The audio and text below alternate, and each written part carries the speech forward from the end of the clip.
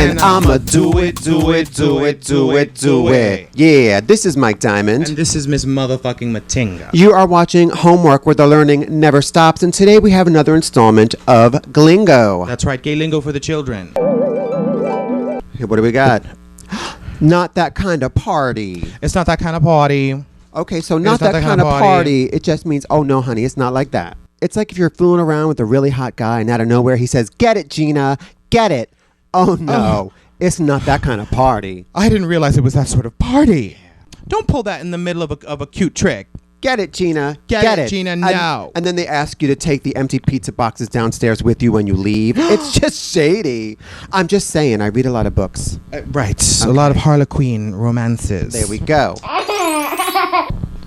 Pulling craft. What is pulling craft? And pulling craft, to me, always has a lot to do with check fraud or credit card fraud. That's pulling craft. But any act of thievery or theft that you get away with is the craft. Right. You have to get away with it. That's key. Right. You have to get away with it. It's not also like it's otherwise you're just stealing. Exactly. It's not like DIY crafts. Right. You're pulling craft. Right. And it's because you've mastered a certain illicit skill and activity. Like, let's say you have a friend in Miami who's running a Medicaid scam and can get as much human growth hormone as they want. And then they send you some and you sell it on the side. Right. She's pulling the craft. So children, don't pull the craft, but be aware that people try and pull the craft. Has anyone ever pulled craft on you?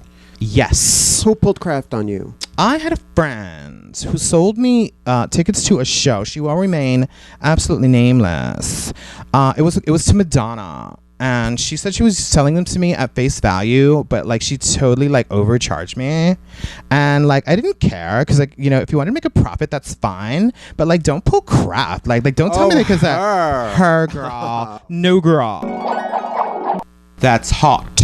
That's hot. That's hot. That's hot was the 80s feeling in the drag scene for when some queen came up to the club up in her gala looking a hot mess.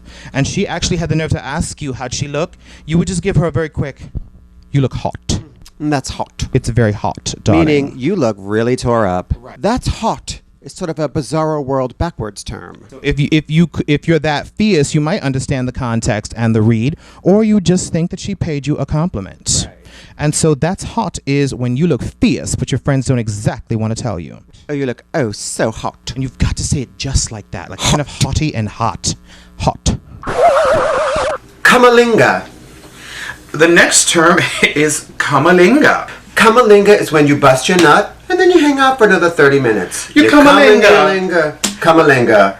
Kaminga my house. Kaminga my house. Girl, then he wanted to Kaminga, and I was like, no, bitch, I'm getting the train. Listen, this isn't a Kaminga. This is you come and you go. Right. Okay. What is that? Pump and dump?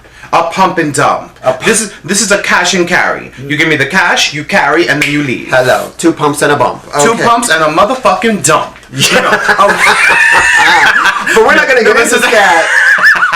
Sometimes when you do too much coke, you do 2 pumps, and then you gotta take a dump. Well, that's a real thing. That'd be 2 bumps and a dump. That'd be But enough about Miss Booby. Yes, but enough about Miss Booby, exactly. Okay, girl, you pull out the next term, why don't you? Okay, for the children. Yes. Okay, and so we swirl. And the next term up in here.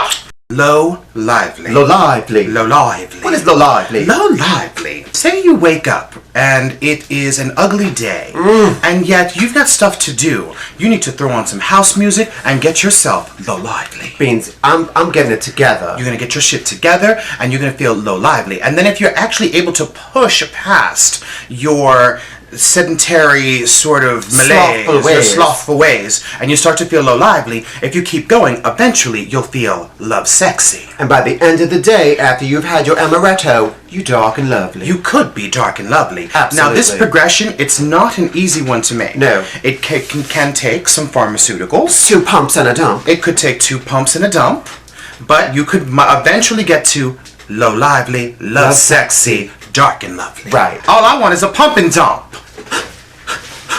Meow.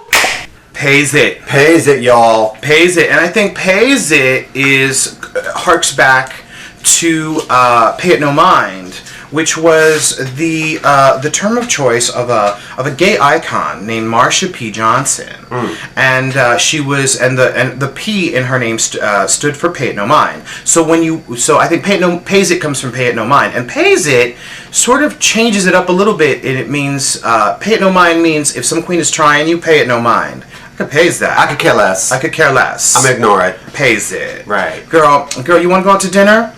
Let's order in. I could pays it, girl. I could pays it. I'm a pays it. I'm a pays it. My drag name. I'm a pays it. I'm a pays it. Yeah. So when you pays it, you paying it no mind. You are paying it no mind, you children. Care less. But it's with the S. It's not pay it. It's I could pays it. I could pays it, girl. Right. Oh, bitch pays it. No, girl. I'm a pays it, girl. Yeah. Very drag queeny. Very pure queeny. Very pure queen, drag queeny feeling, girl. Okay. Let's do braids. Let's do braids.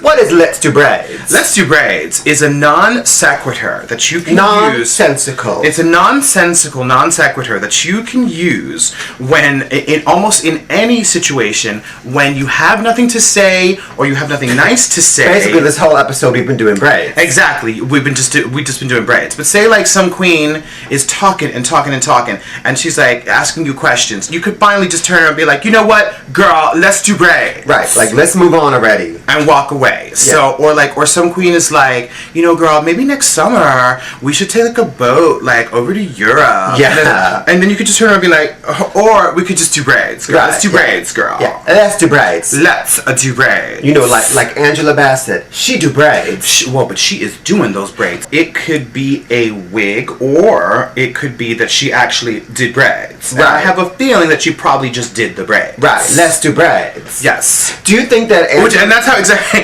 she sat down in the makeup chair. And she said, let's do braids. You know what? Let's do braids. Yeah. And it was like, okay, voodoo woman. Voodoo woman, yeah. Exactly. So it's a non sequitur that you can use when someone's talking at you and you either want to move the subject along or you don't want to give a valid answer. So blah, blah, blah, you wait for the end of the sentence. Let's do braids. Right. Like if a cop pulls you over and says, may I see your driver's license? Officer, let's do braids.